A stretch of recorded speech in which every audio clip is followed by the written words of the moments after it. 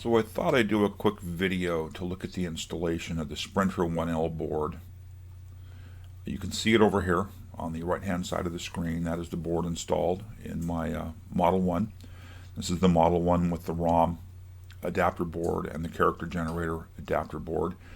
You can see that there's only really 4 wires that come off the Sprinter board itself: the yellow, the long orange one, this small red one, and a blue one. One of these wires picks up the cassette signal and will slow the board back down to normal speed if you're reading or writing to a cassette.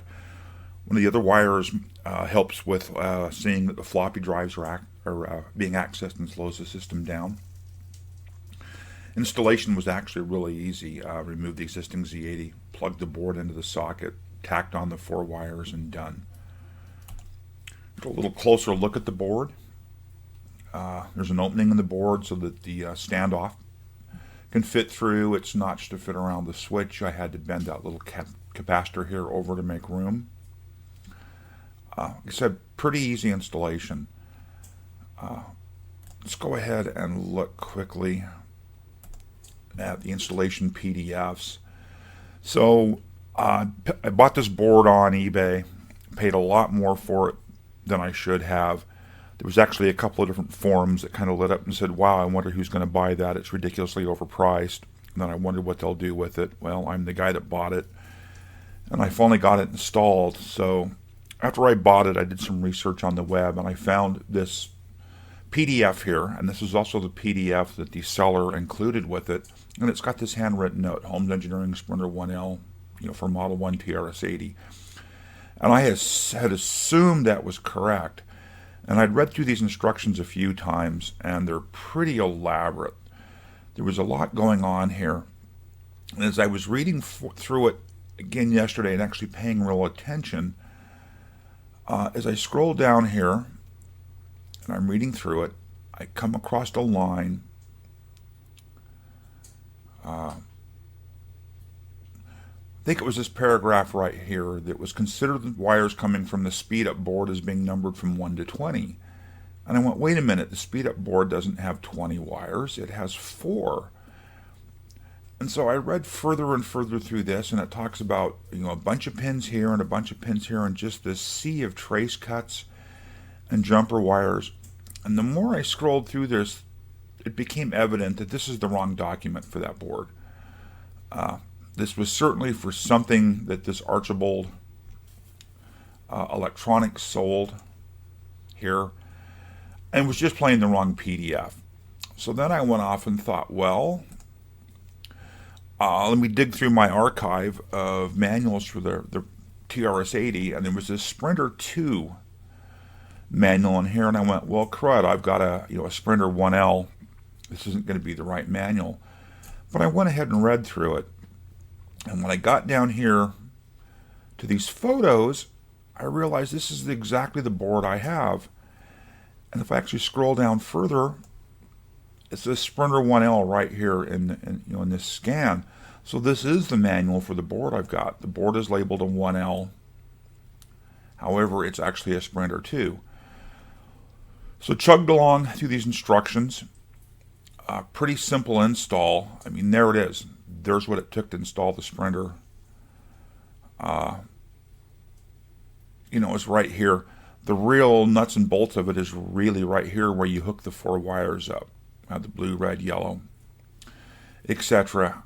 This originally came with some kind of little clips that clipped onto the IC pins, and then you taped the wire down.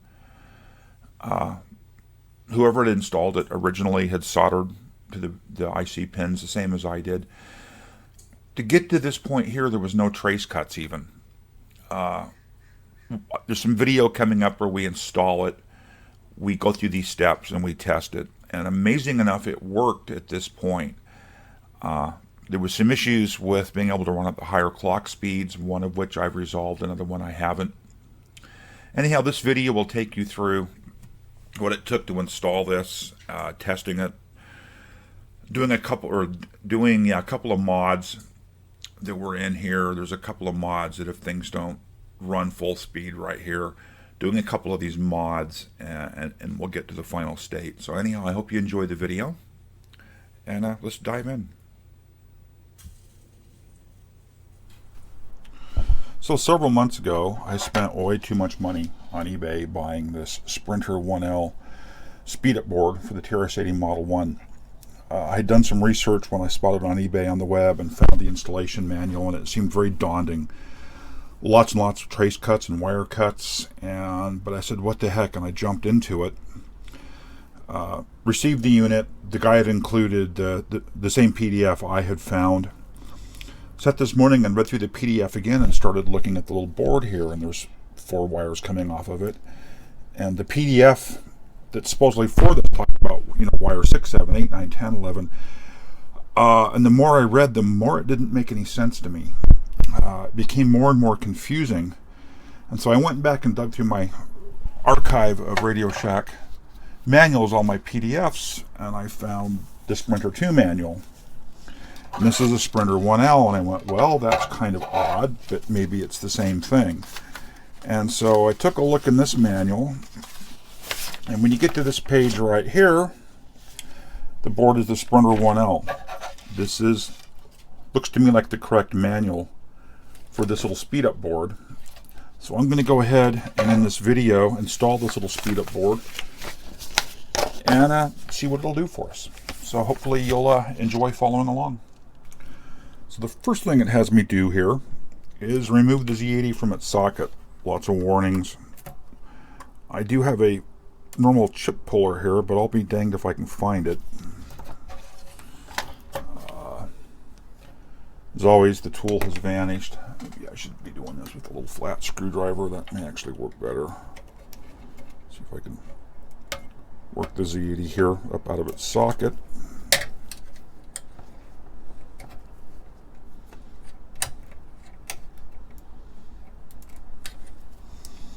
It's getting there.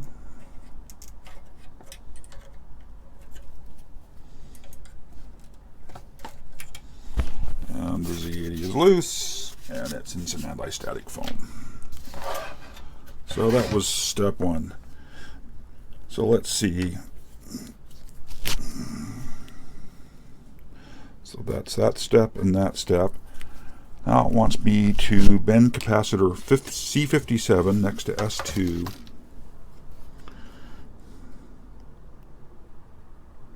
Down flat. Okay. Well, it'll bend down flat. Fine.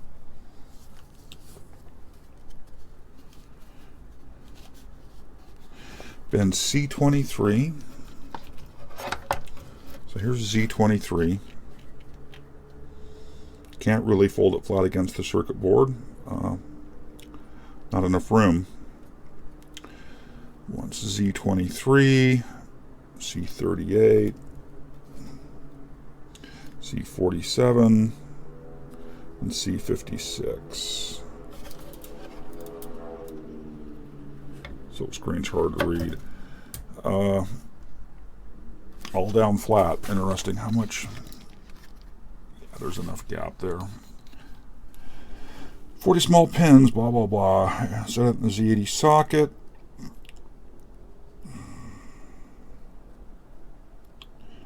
When I'm satisfied, go ahead and attach it to.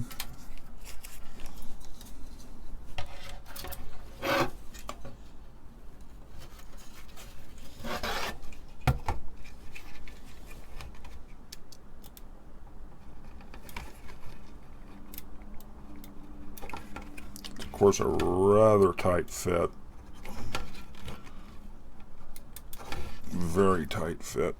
Of course, I'm putting oversized pins down into that socket, but we've got a really positive mechanical connection that went in there very firmly. I'm tempted to remove that 40 pin socket and actually put in a machine pin socket. Maybe I'll do that at a future date. But there it is, and there's plenty of clearance for all the capacitors that it wanted bended down or bent down, and I don't see any bent pins. So yay, that step is completed.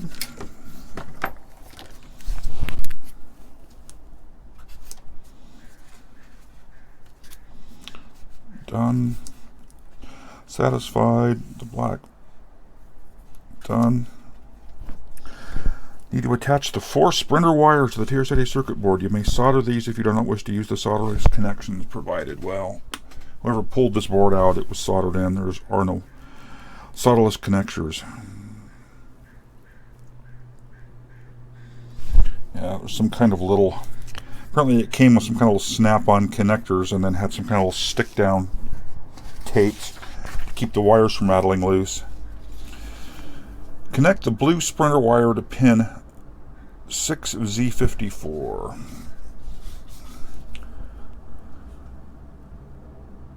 Remove the paper and tape it down. So there's actually some photos here of where these go, which might make this a little bit easier. So we have this nice photo showing the blue wire.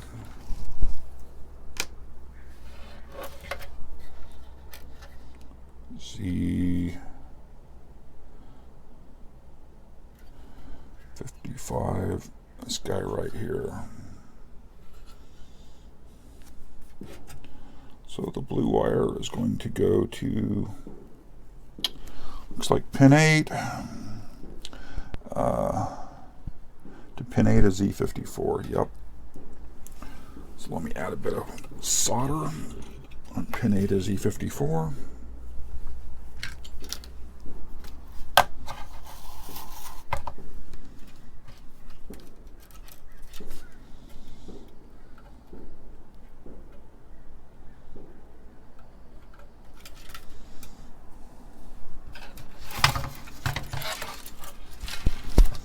Oops, that's not helping.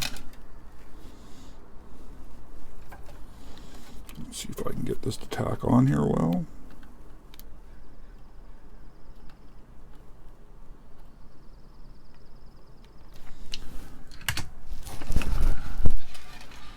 Okay, that step has been done. Next, connect the red wire to R48 at the end closest to the hole in the circuit board. Red wire. So the red wire is also in this same photo. And we're talking about this resistor right here. And it's on that end of it. That's quite interesting. I wonder if that picks up power or... Considering struggling with this install, can't be this easy. But maybe it is. I would have preferred to have wrapped that lead up around that pin, but okay. We've completed that step. Connect the orange sprinter wire to pin 1 of Z56. Orange sprinter wire.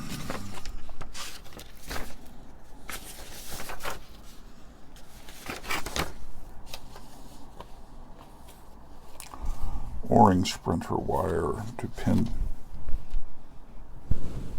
Wow. Does that really reach all the way across over to here? It sure does. That's a rather long wire there. So this is coming all the way over to pin 1 of Z56.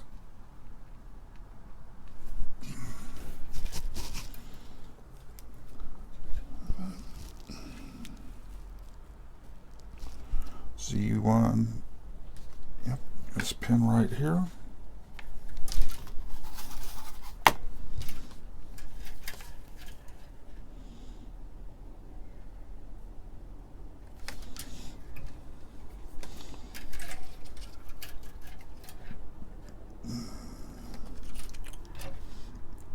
Add a little bit more solder to the pin, freshen it up a bit.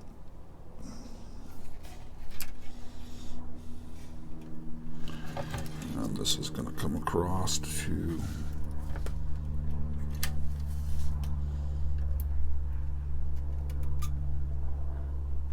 right there.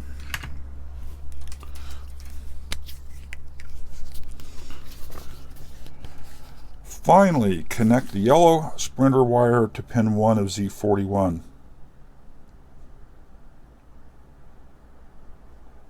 Let's clear the hole close to Z41, the solderless. So now we're going to go to, let's see, pin 1 of Z41, which, really, is that guy there?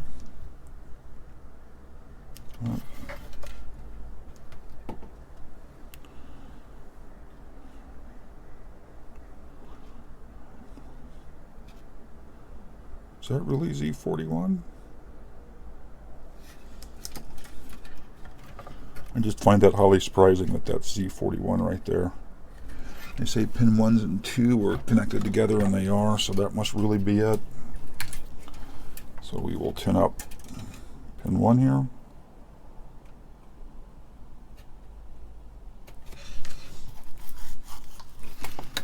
Fish out the yellow wire.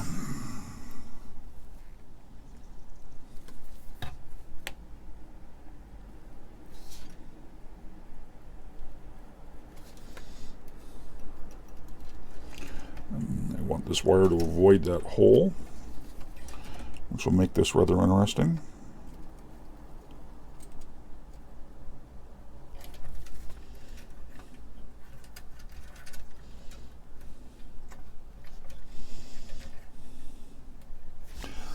This really can't be this simple, can it?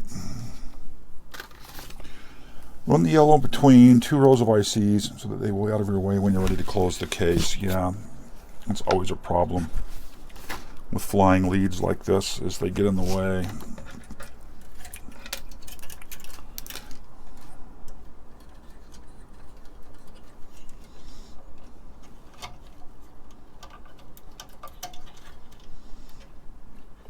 That avoids all the holes there. That will avoid them there. Not a very elegant install, but there that is. So load, look under your, connect the power cord, blah blah blah, turn on the power. If you don't immediately get memory size, turn it off and check. This literally, for the next step, moves on to testing here. So I'll relocate down to where the monitor is, and we'll test. So I've got the system back down here on the bench. Keyboard's hooked up. Power and video are applied. And you're going to see me powered up live. Let me try to get that in focus, and here we go. Memory size. Well, that was the next step in this, was to power it up, and if you didn't see memory size, panic. So, testing the sprinter. Connect the power cord, turn on the power. Once you're in level 2 basic, enter the command out 254.8.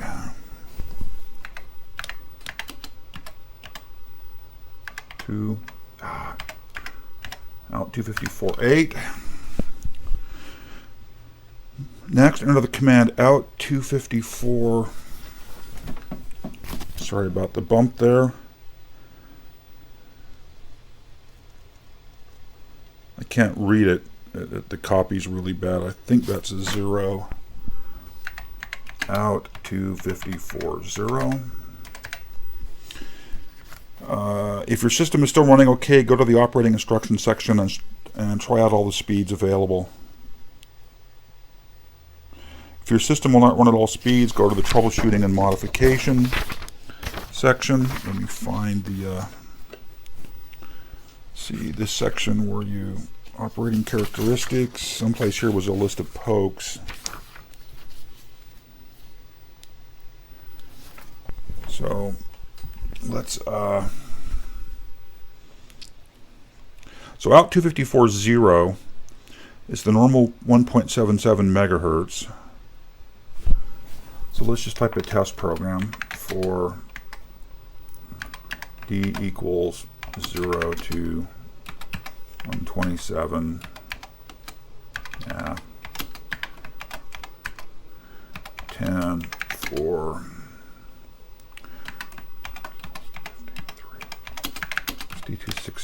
383, 15 poke A comma D.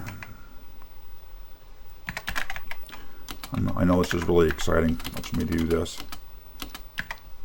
Insert D and 127. 20 next A. So 20 D equals D plus 1, and then 25. Hard typing this far away. Next A. Boy, that's a jumbled mess. That should do exactly that. 30D equals D plus 1, and 35 go to 10.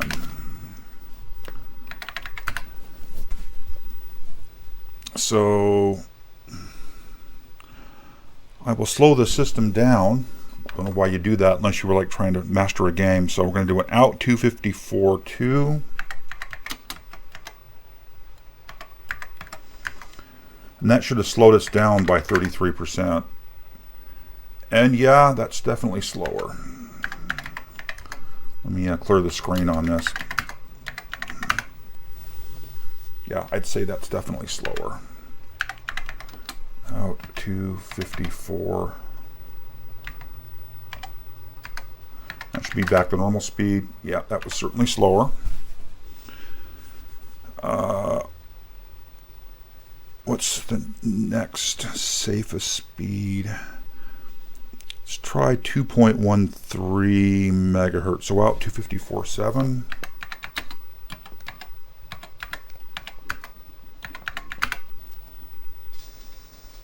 I believe that's a little quicker.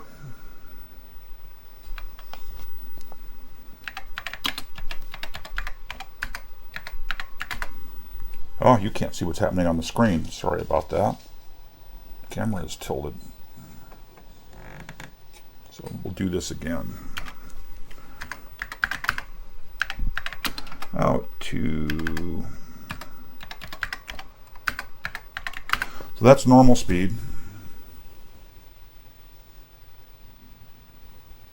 About a second per line, maybe. And if we do out to 54, comma, the slowest I can make this system would be a 3. This is supposed to be about 33% slower. 1002, 1003, and I think that's slower.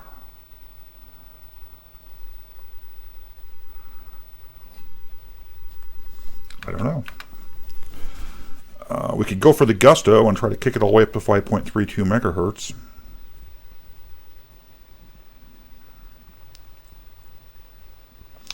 But I don't want to jump that high. Let's go to out 254.6.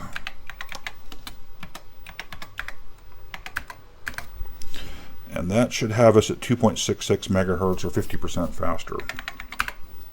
Yeah, that's definitely faster. So 2.66 checks out. We can go to 3.55 out to 54.13. We're still running.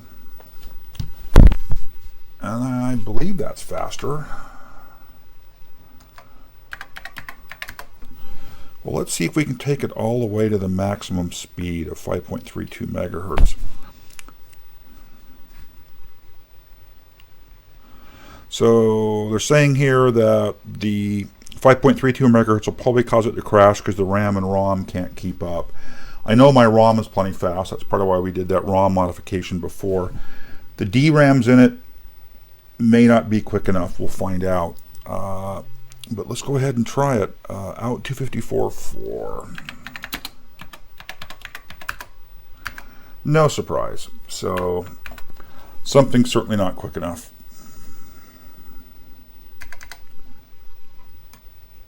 Cycle the power here.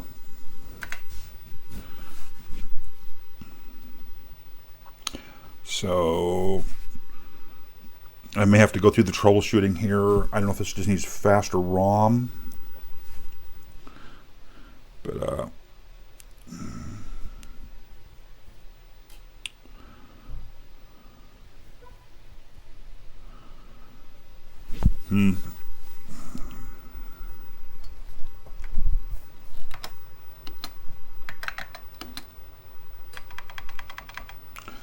see how to do this.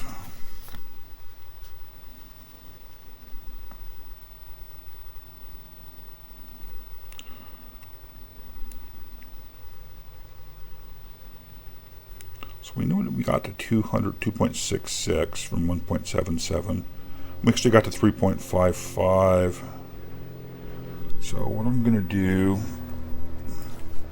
is do 5 out 254 comma 0, which is normal speed.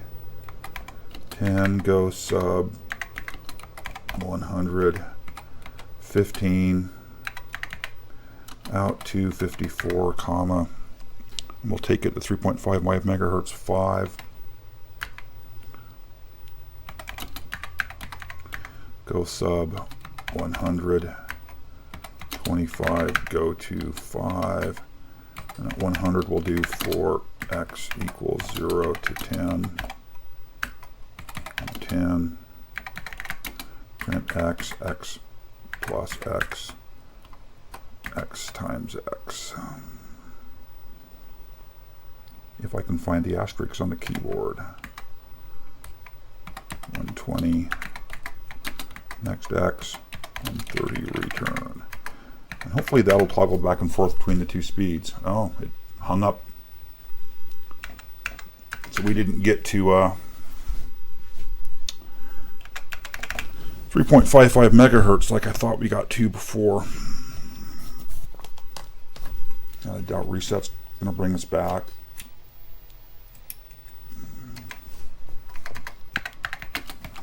$254. 6. So we can get to 2.66.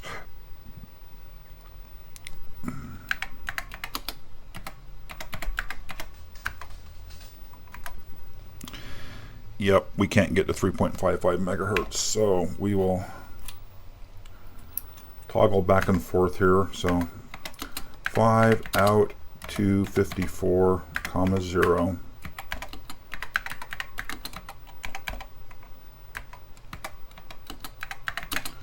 254 comma, we'll jump to 2.66 megahertz, which is 50% faster, and that's 6.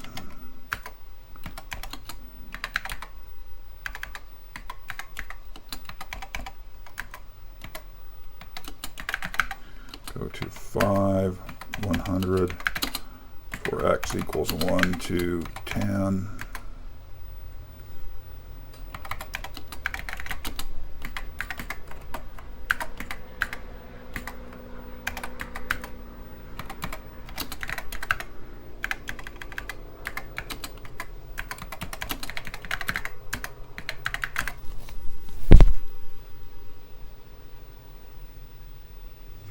I don't know that I can see a difference.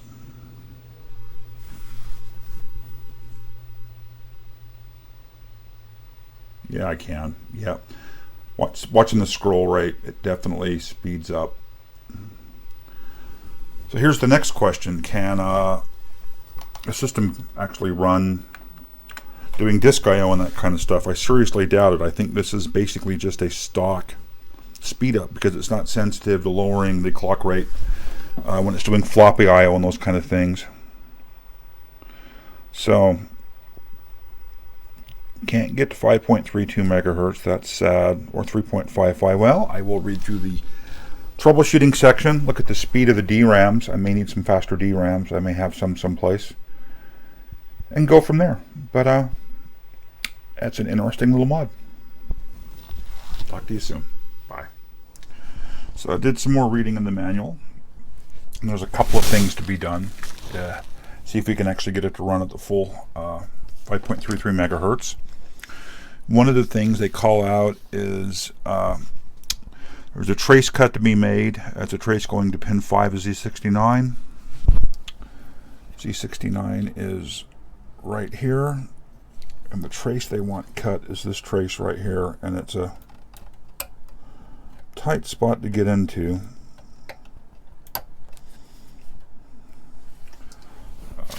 See if I can find a better pair of glasses.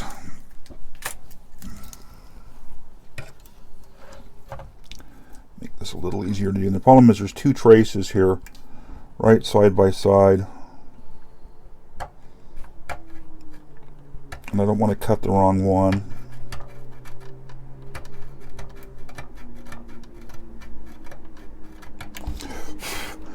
Now it basically says in the little book that because Z69 is 74 LS74, the pin will pull itself high, that I don't need to worry about adding a pull-up resistor.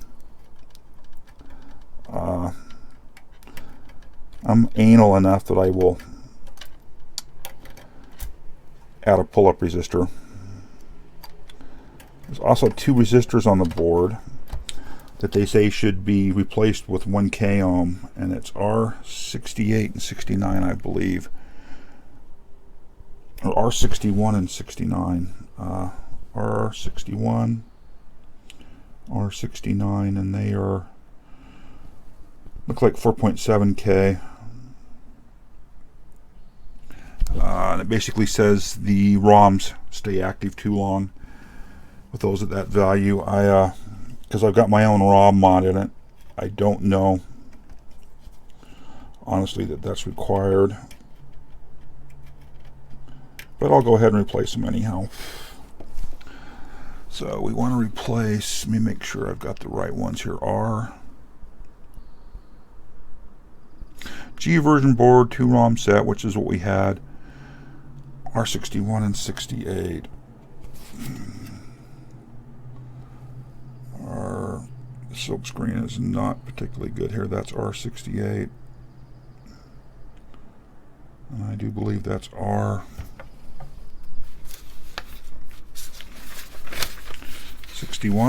See if there's a 68 and 61 should be, and they are. So let's go ahead and pull those resistors. The leads aren't bent underneath.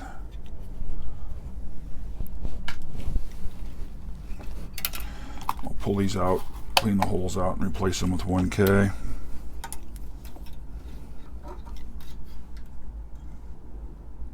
Add some fresh solder so I can actually get some thermal transfer to do this. That's 61. Don't know if this is in shot. It's really not. Let me move things around here now that you can see anything. But I'm sure it's pretty unexciting.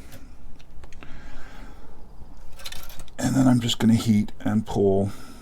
Not the most elegant way to do this, but it should just rock right up out of there. And this would be 68 here.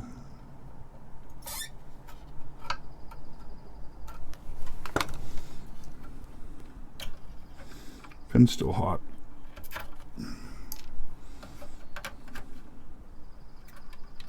No surprise, pin was still hot.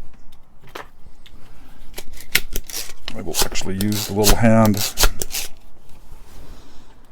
vacuum pump.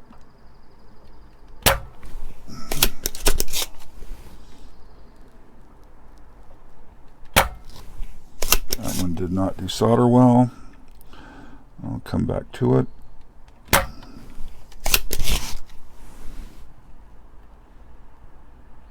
I don't think that one did either. So 2 of them. Did not unsolder well. That is right there. See if I can get it from this side. And I believe the other one is right there.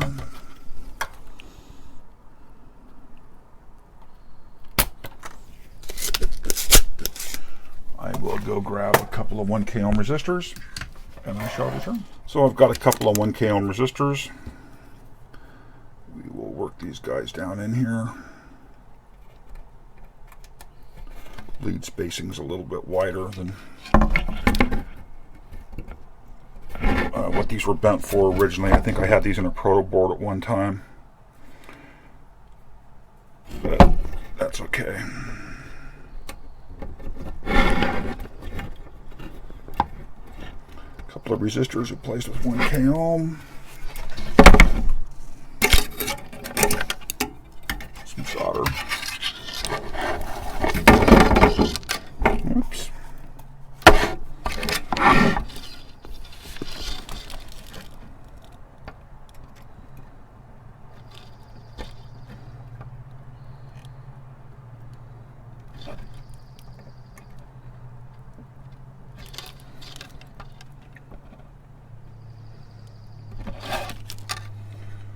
Done. Flush cut those leads away.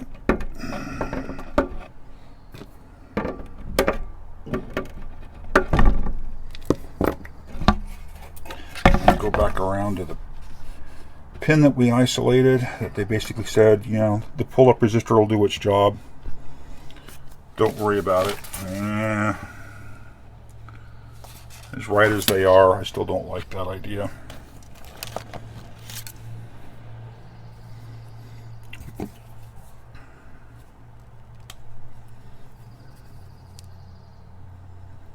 I'm just going to pull it hard up. And we could do it with a pull-up resistor. Why not? Why not? Another little 1K ohm.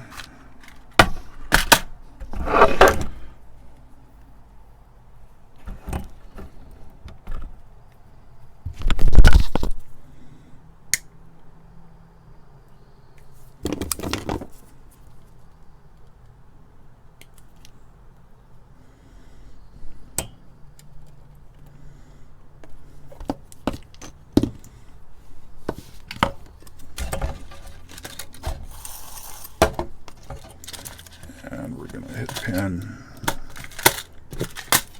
14, which I can see is connected to the power rail, and pin 5.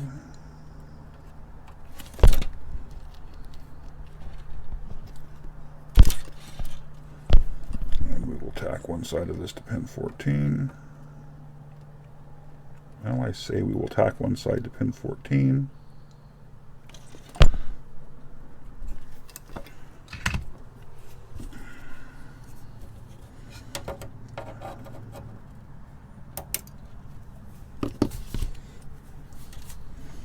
Other side to pin 5. Oops, he's down, broken.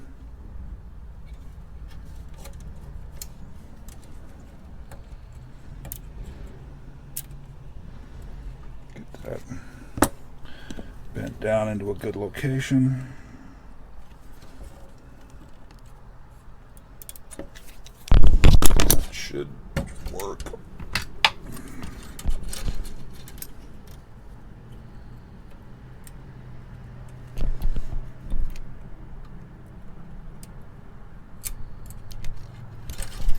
And we have a 1K pull-up resistor to pin 5, not strictly necessary. The next thing I was going to look at is the speed of the DRAMs I've got in here, and these are 4215 300s, and I really need to get 200 nanosecond memory to be able to run the memory without wait states. So a couple of things I learned reading on port 254 bit 3 adds a wait state if it's a 1.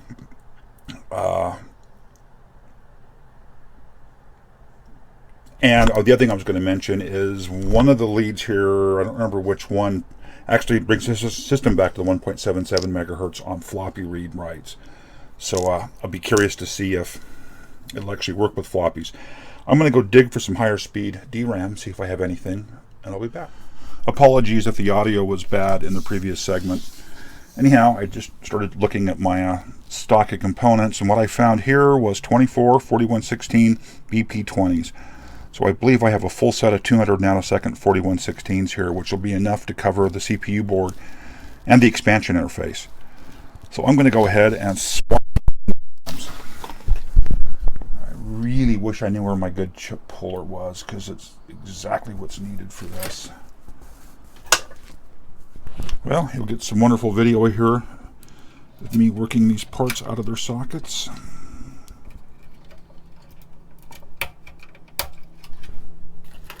There's one.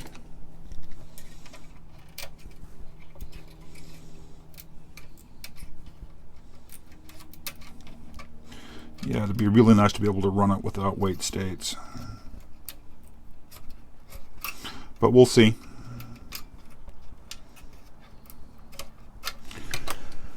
Always nice to have a good stock of parts. I was actually very surprised to just, on my first piece of anti-static foam there, to find 4116s, 200 nanosecond. I may even have like some 120s someplace. I'd have to dig. I've got lots and lots of boxes with ICs and foam like that. Been collecting for many, many years, just for this kind of need. Yeah, they're... Ooh, you're really tight. Their instructions were interesting. They talked about adding pull-up resistors on the DRAMs, things like that. And it's like, no, I don't think I need to do that.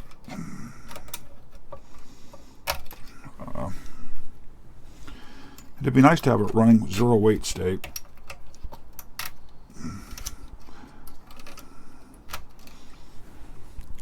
Sweet.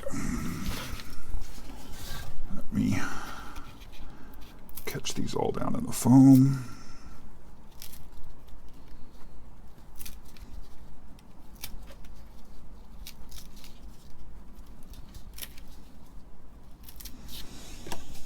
And I will use the plastic ones in here and save the 16 ceramic ones for the expansion interface if they're required there. Of course, what I don't know is if these DRAMs are any good.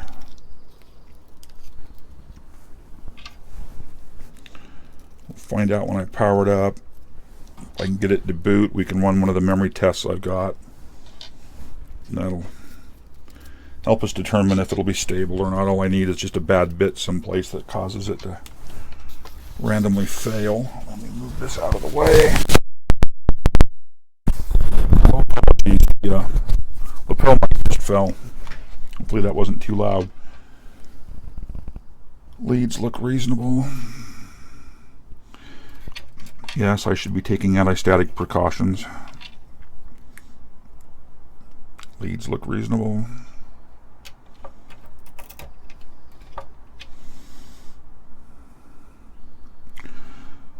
One of these days, I think I want to take one of these Model 1s and completely strip the board down to the bare PCB. And then I get a good capture of it. Maybe actually have some boards made that'll fit in the case, but modernize things a bit. Faster potential processor, high-speed SRAMs, that kind of stuff. And have it compatible with sitting in the case. But a little more modern machine. I mean, you could do something with emulation or something, but it would just be nice to have it in the same case, use the original keyboard, etc.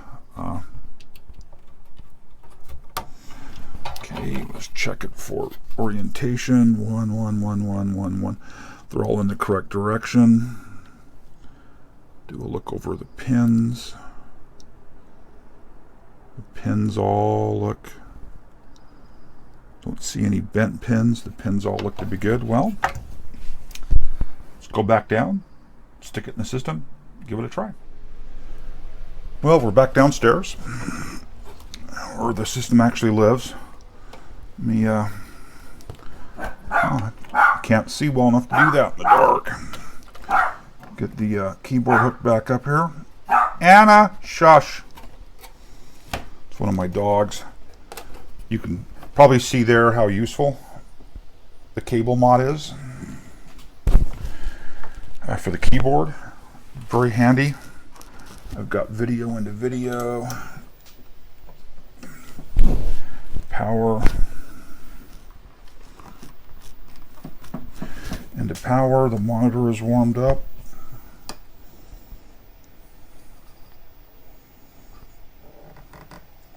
See if we get a... That's not right. I got some... Let's see.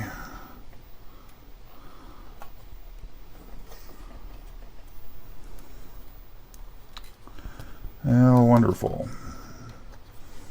Is it a bad DRAM? See, I shouldn't have done two things at once. Shouldn't have swapped out the DRAMs and done the hardware mods, because now it's two unknowns.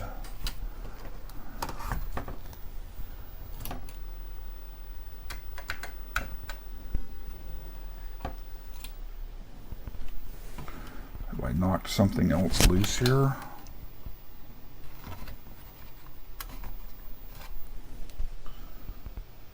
I do believe.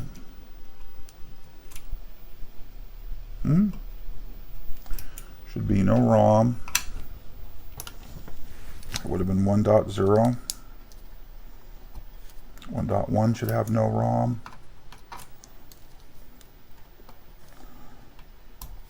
Dip switches looked odd. That would be 1.2 and 1.3. So, is it one of the RAMs or something else I did? I'm assuming, well, I'm sitting here thinking, I'm assuming these are 4116s. They should have been. I guess the next step is to swap back in original RAMs and see if I've got a bad RAM here, perhaps. Fun. Now, I'm not sure I'm going to be able to actually shoot this video. The camera is so close to the board that getting in here to get access is difficult. But we'll see what I can do.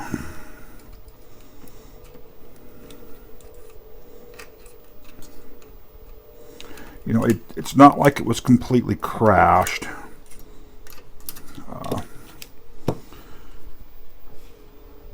Didn't act like there was no ROM or no RAM available, which was interesting. You know, we were getting that okay kind of thing on the screen. I'm going to go ahead and put all 8 of the originals back in, and then if it comes up, we will swap until we find the bad one. Kind of hard working around the camera here. See if I can get the screwdriver edge up underneath. The other possibility, of course, is that that trace cut I did has a problem.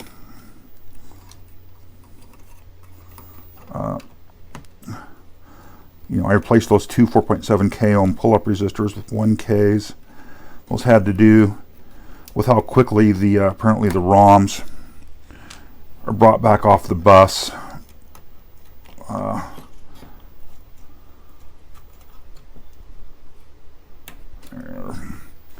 at this point, with no memory in it, if I powered it up, I would expect pretty much death. Exactly. So it looks like no RAM or failed ROM that way. That's exactly how I would expect it to act. Which says these RAMs were trying to do something. So I've got the original ones here. Again, I've got to work around the camera.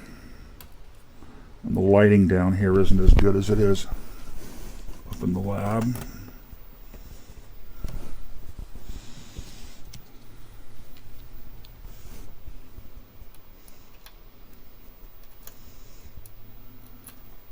Which makes this a little bit challenging. I didn't actually look under the ones I just pulled out for bent pins. You know, I did that visual inspection when I put them in. I didn't see bent pins, but that doesn't mean there wasn't one hiding there.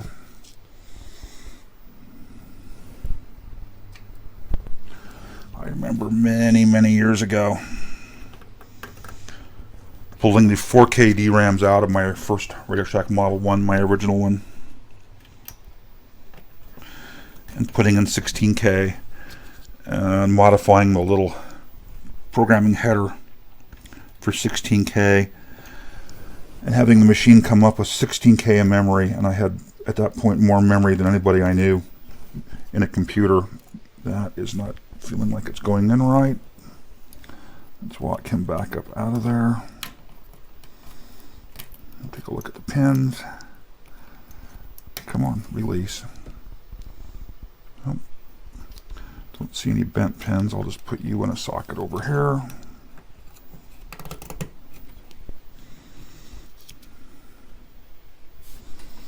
And keep bumping the camera. I apologize. I know it makes the video a bit jarring.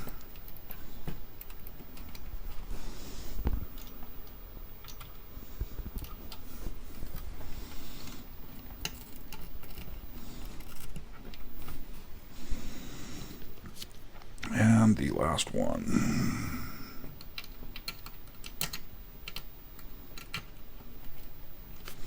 Which is going to be stubborn again. I wonder what's different about that socket. So,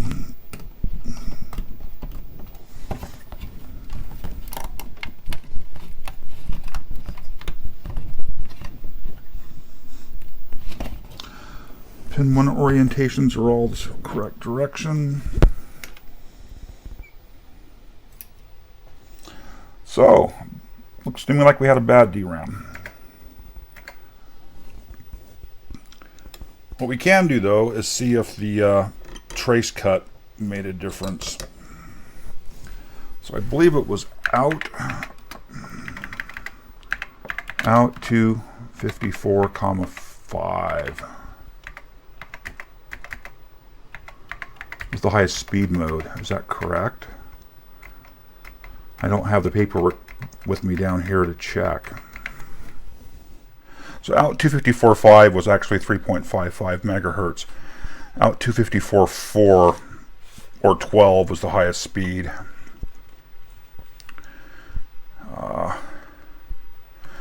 So let's see.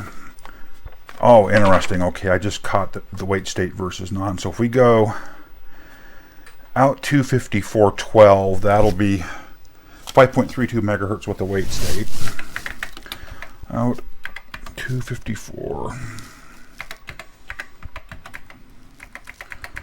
So that should be 5.32 megahertz with a single wait state. And if I do out 254.5,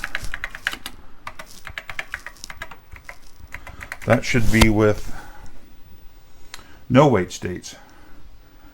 Again, 3.55 megahertz. Did I do 354.5? No, I wanted to do out 254.4. That was what I missed. Out 54,4. Okay, so we can't get to the full 5.32 megahertz with no wait states.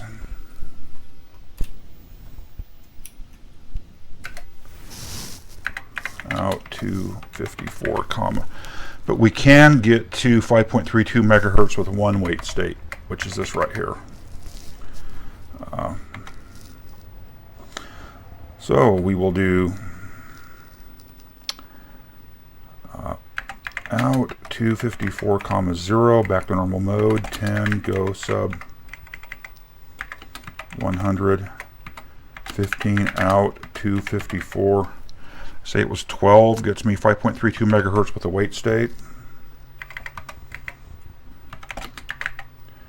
Go sub 100, 25, go to 10.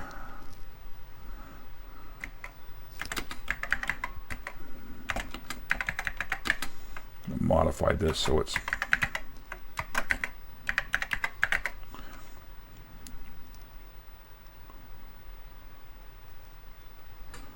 then we do 16, 17, print fast, 100 for x equals 1, 2, 15.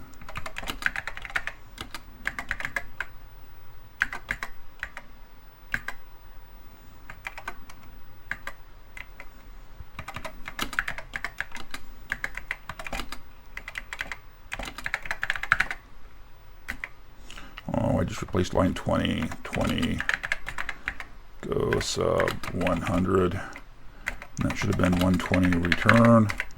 I know that's very clumsy. Hopefully that'll do what I want. Slow, syntax error in 20.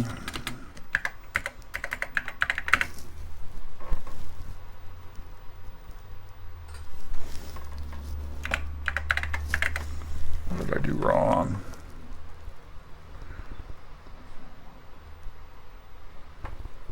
So 5 out 54 is print slow, go sub 100 out.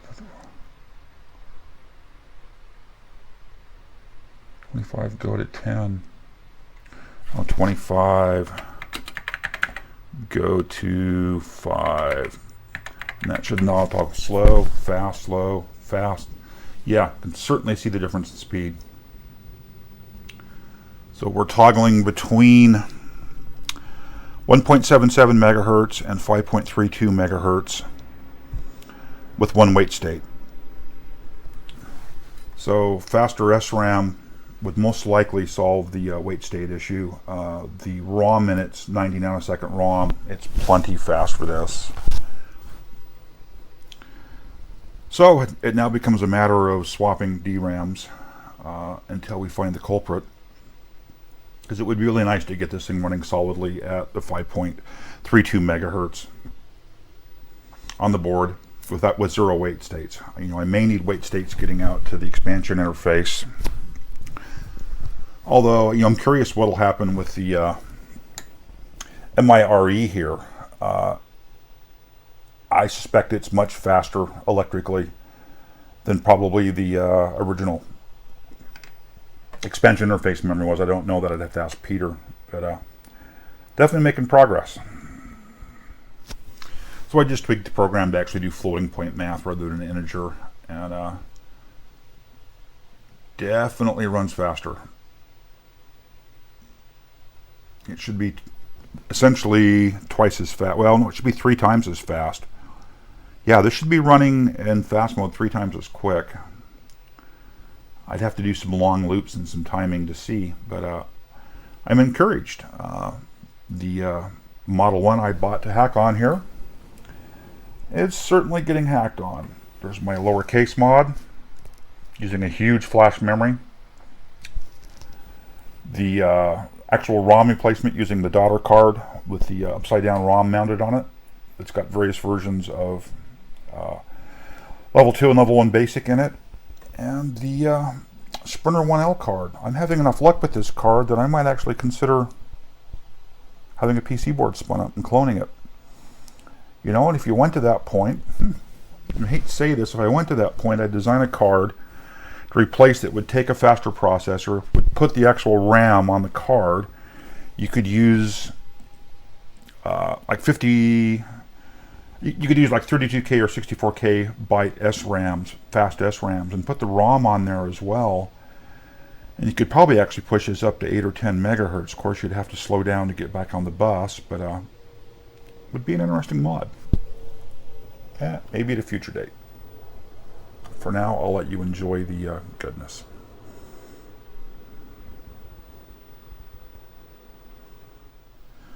Well, I'm going to go ahead and swap out 4 of the good DRAMs. Actually, I'm going to start with just one actually here. This is a speed issue due to the faster RAMs. Just swapping one may give an indication that they're too fast and causing some kind of issues on the bus. I seriously doubt that's the problem, but what the heck. No, the system came right up and said memory size, so I will walk through these, see if we can find the bad one.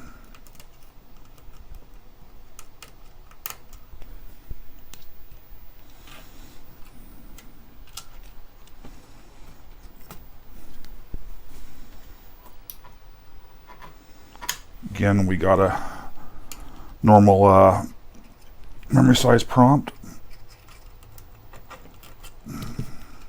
Wish I could find my actual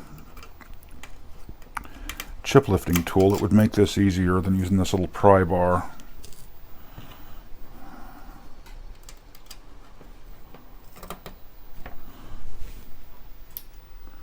Again, it's prompting for memory size, so 3 for 3 is okay. And it's difficult here working around that key or the camera because it's like 3 inches above my hands. But that's the price we pay for internet glory. Well, for YouTube glory. Again, normal memory size prompt. What's going to happen here is I'm going to get all 8 in and it's going to work. And it's going to have been a fluke, a bad pin connection someplace. Something stupid like that.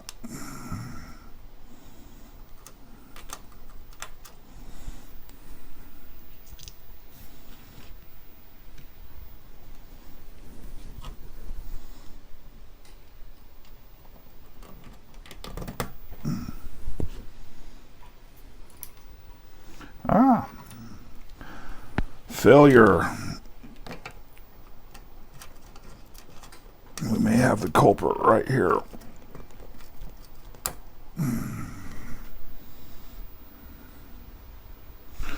Pins all look fine.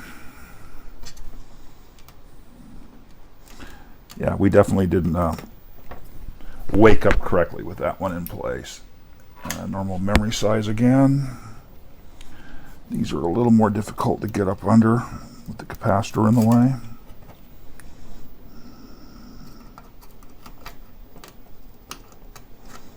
And this pick certainly is not the right tool for this.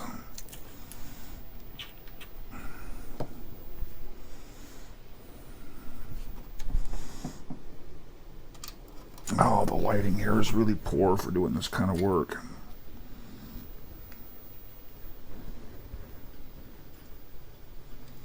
Not just a tough spot to get down into.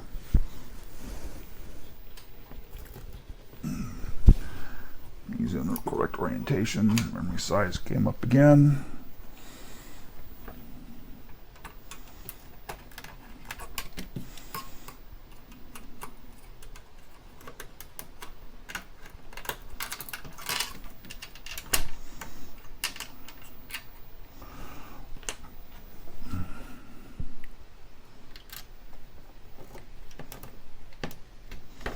Orientation looks good. And again, we came up and it looks normal.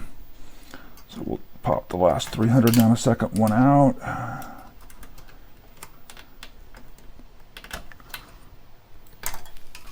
And set it aside.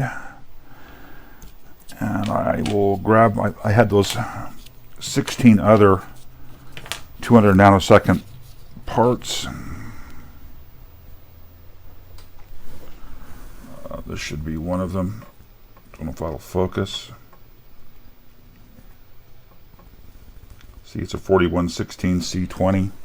So it should hopefully be a 200 nanosecond part. If I can get it into the socket here. So that should be a full set of 8 200 nanosecond. And hey, that's encouraging. So at least we get memory size. Now if I poke 254.5 or 4, or out, I mean out 254, the value 4, we still crash. So still doesn't want to run without a wait state. Out to 54, comma 12.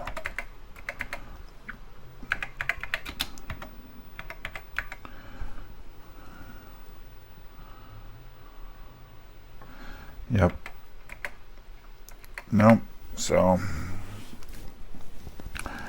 without a wait state, we're still too slow. That's interesting. Well, 'tis what it is.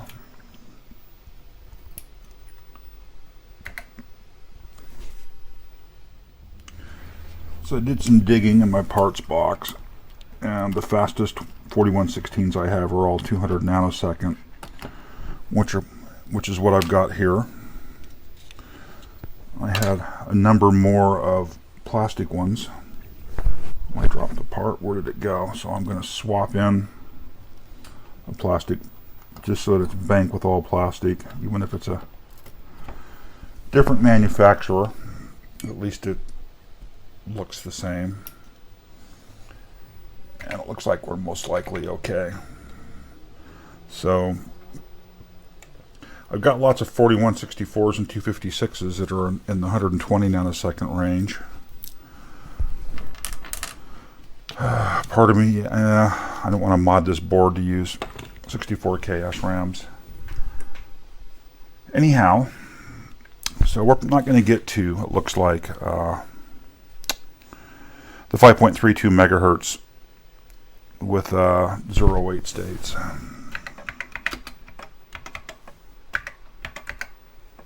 Nope, we're not going to get there.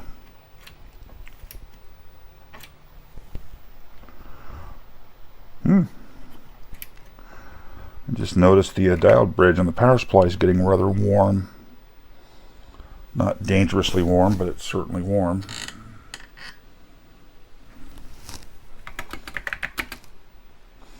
C5.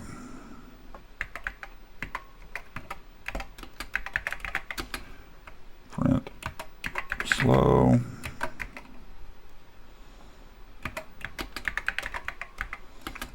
Oops, 15. Out, 254, 12 decimal. Should give me 5.32 megahertz with 1 wait state. If you want to go sub. 100. 25 CLS. 30 print. I'm growing tired of watching me write this program. Oops, need to do the out. Out to 50. 4,12. Edit 15 because that was supposed to be slow.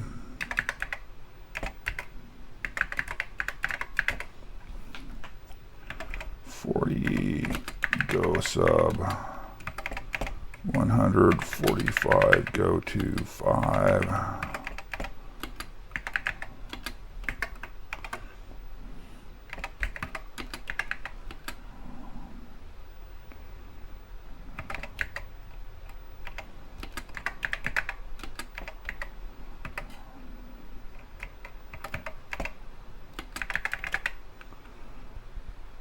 Do I remember how print out works? It's been a long time.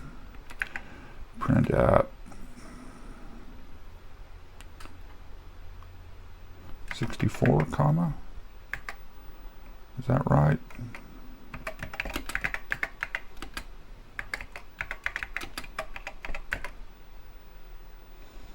Yep. 120.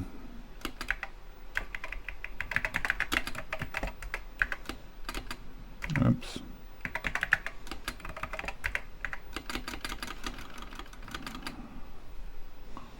Insert X plus X, X times X, X divided by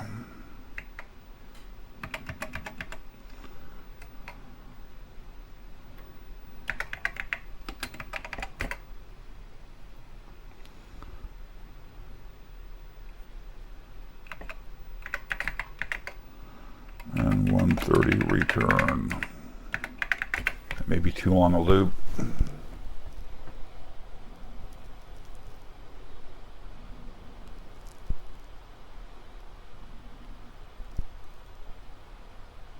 Oh no, it definitely shows the difference in speed. Wow. Makes it very noticeable. Even with a one weight state, it is much quicker. I'm just going to let this sit and run overnight. It's out of the case. It'll of course run warmer in the case.